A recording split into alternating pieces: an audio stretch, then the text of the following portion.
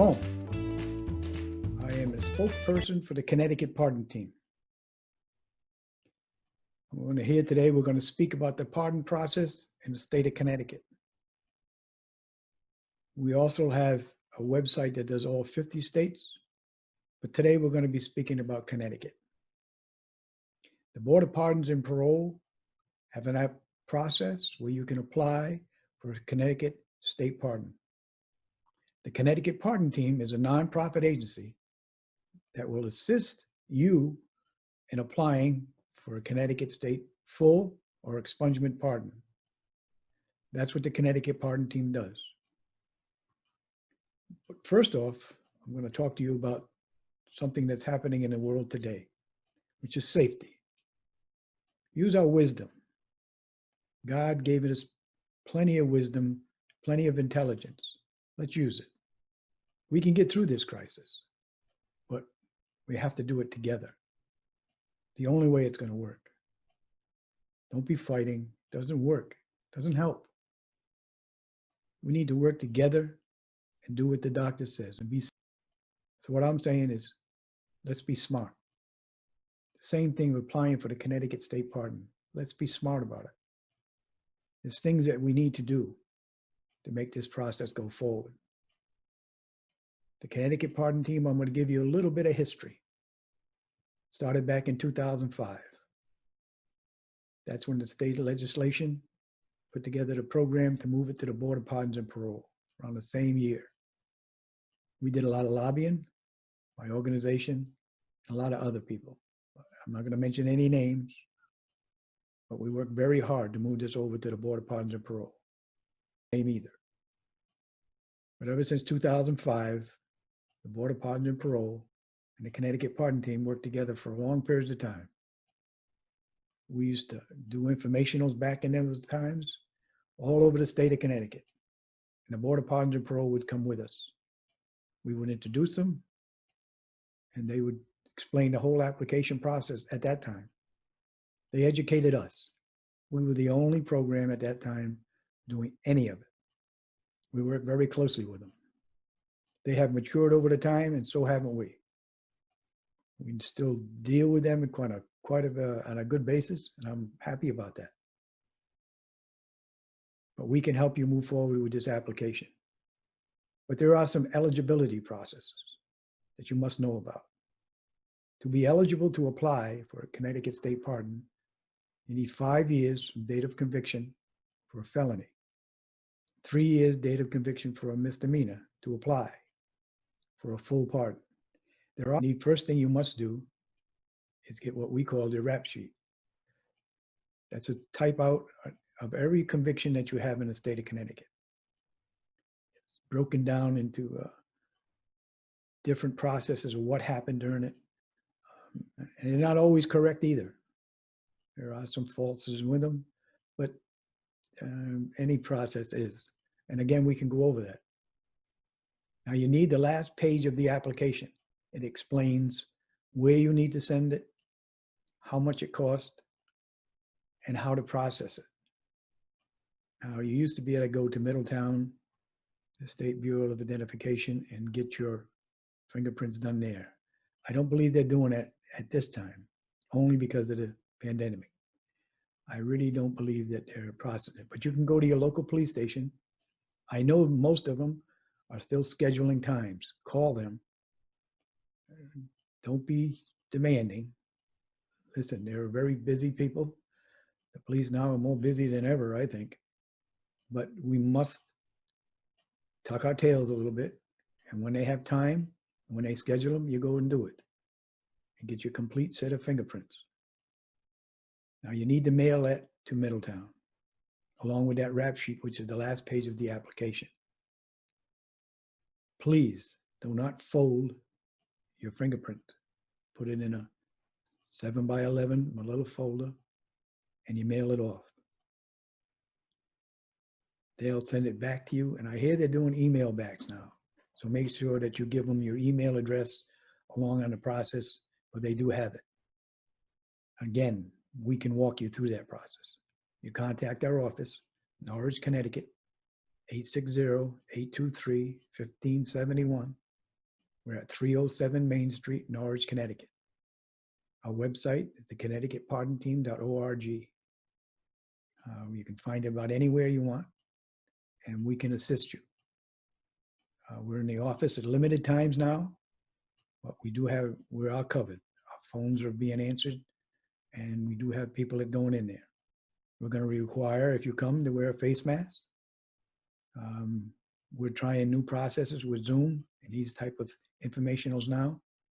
We used to do this in person at local libraries.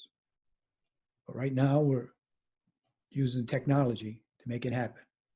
We want to make you safe, and I want to make the ladies in our office safe, and plus myself. So there's rules to go by, but that's going to show us that you're ready to move on with these new rules. The other factor you're going to need within this application is a minimum of 3 references. Only one can be a family member. Now, these references are very, very important. When you go picking someone to do your reference letters, make sure they can write well and make sure they know you well.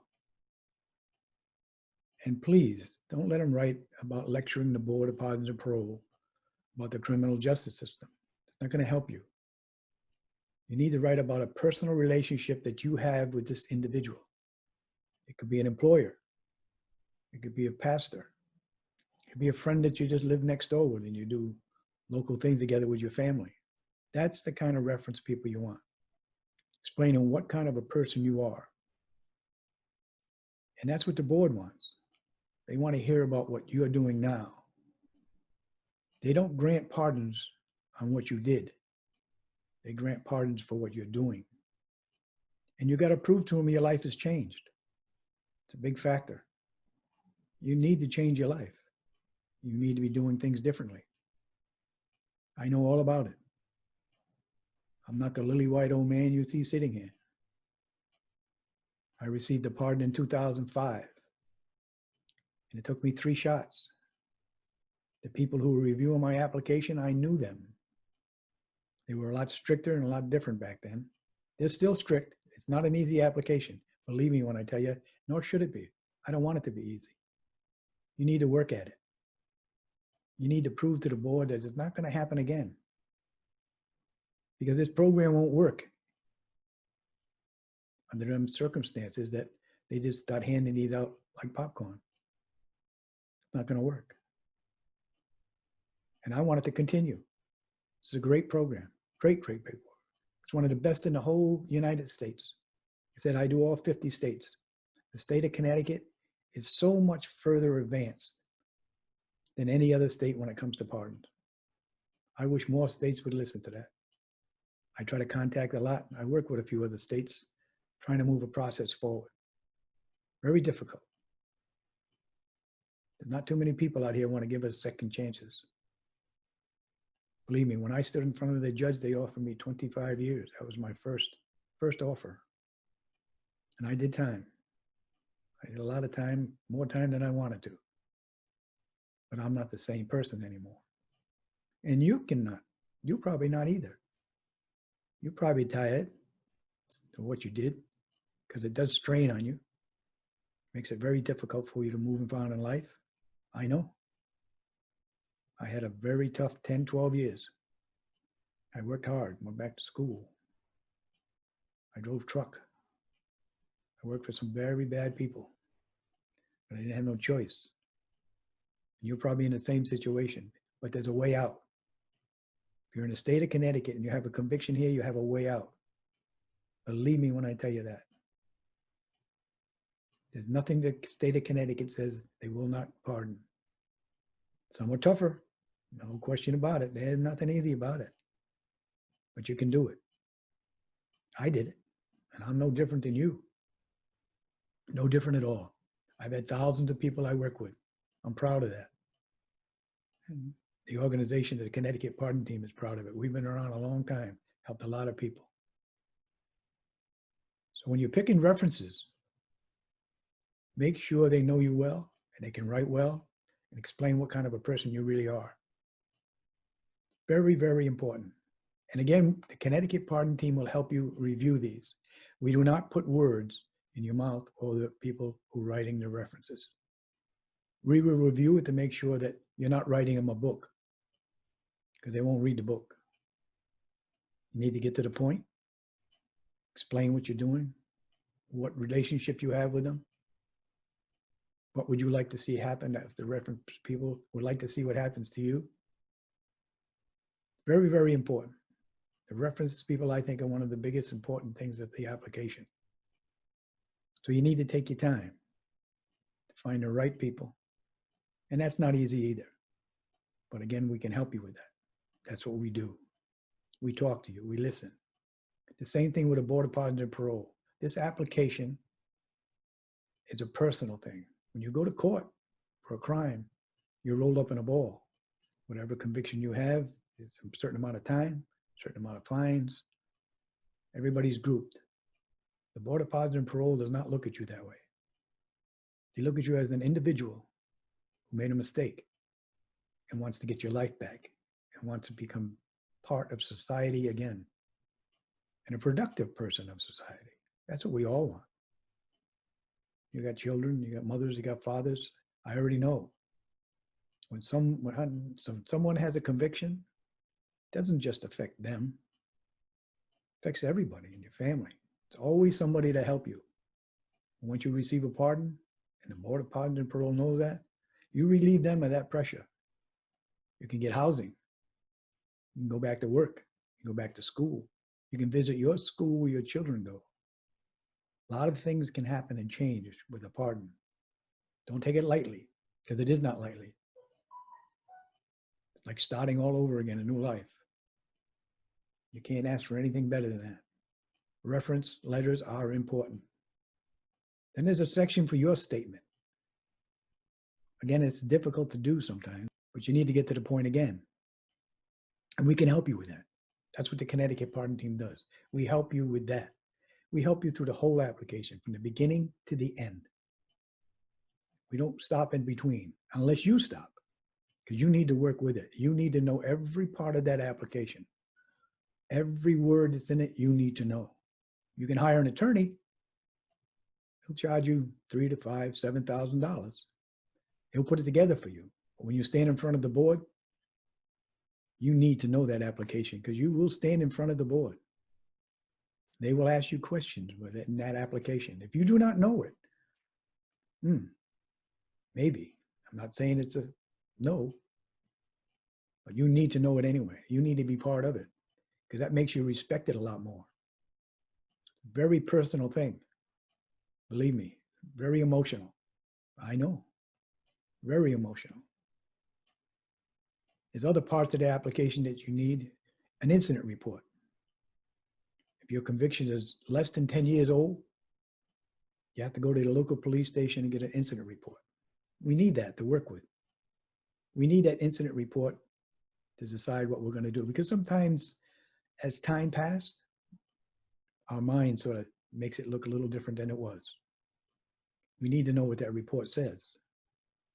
Now, after 10 years, you're not required to get it. My suggestion is always try. You can go to your local police station and ask them for the incident report, not just a readout of what you were convicted of, or what you were arrested of, rather, excuse me. You need the incident report. It was written by the police or the detective or whoever did it. If it was by the state police, they have it also. My suggestion is always to get that.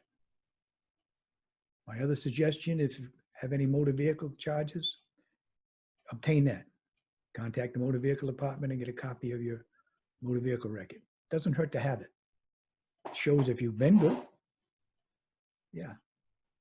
And again, the thing that's really important, if your rap sheet comes back and it doesn't have all your record on it, and you say, ooh, they're not talking about this one, you still need to mention it in your application.